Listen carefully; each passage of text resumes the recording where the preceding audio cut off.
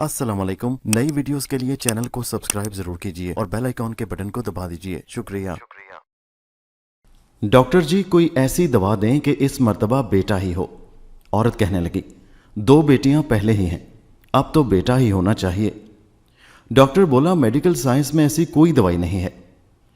वो औरत जो उस लड़की की सास थी कहने लगी, फिर किसी और डॉक्टर का नाम बता दें जिसके पास मैं अपनी बहू को दिखा दूं। डॉक्टर कहने लगा, आपने शायद मेरी बात गौर से नहीं सुनी। मैंने ये नहीं कहा कि मुझे दवाई का नाम नहीं आता, मैंने ये कहा कि मेडिकल साइंस में ऐसी कोई दवाई नहीं है। ससुर जो साथ ही था कहने लगा, डॉक्टर साहब फलां लेडी डॉक्टर तो। डॉक्टर ने बात काट कर कहा, वो जेली डॉक्टर होगा। इस तरह के दावे जेली पीर, फकीर, हकीम वगैरह करते हैं जो सब फ्रॉड है।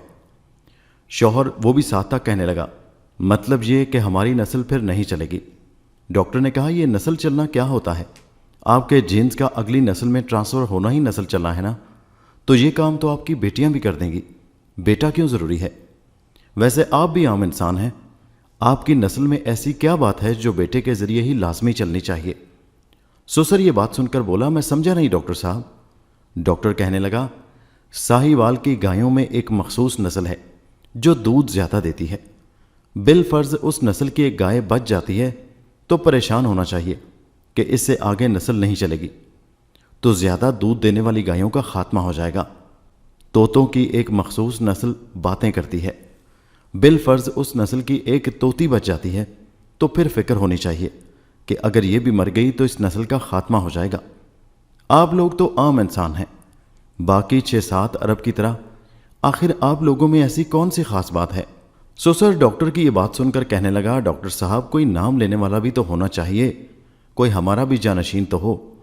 डॉक्टर कहने लगा, आपके परदादा का नाम क्या था? ससुर वो मैं हम। डॉक्टर कहने लगा, मुझे पता है आपको नाम मालूम नहीं। आपके परदादा को भी ये टेंशन होगी कि मेरा नाम कौन लेगा, और आज उसकी औलाद को उसका नाम भी पता नहीं। वैसे आपके मरने के बाद भी आपका नाम कोई ले या ना ले, आपको क्या फ़र्क पड़ेगा?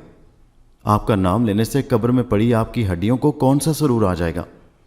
अल्लामा इकबाल को गुजरे काफ़ी अरसा हो गया, आज भी निसाब में उनका जिक्र पढ़ाया जाता है। गंगा राम को मरे हुए काफ़ी साल हो गए, लेकिन आज भी गंगा राम हॉस्पिटल की वजह से लोग गंगा राम को नहीं भूले। ईदी साहब चले गए, लेकिन नाम अभी भी जिंदा है और रहेगा। जुनेद जमशेद को कौन नहीं जानता? कुछ ऐसा कर जाएं कि लोग आपका नाम लें, बेशक आपकी नस्लें भूल जाएं। गौर व फिक्र कीजिए, कायनात की सबसे महबूब तरीन हस्ती हज़ूर अकरम सल्लल्लाहु अलैहि वसल्लम की हयात तय्यबा पर और उनकी आले मुबारक पर, जिनको अल्लाह तबारक व तआला ने बेटे अता फरमाकर वापस ले लिए और एक बेटी से रहती दुनिया तक रसूलुल्लाह सल्लल्लाहु अलैहि वसल्लम की नस्ल को पूरी दुनिया में फैला दिया। बेटे नेमत हैं और नेमतों का हिसाब लिया जाएगा, बेटियां रहमत हैं और रहमतों का कोई हिसाब नहीं।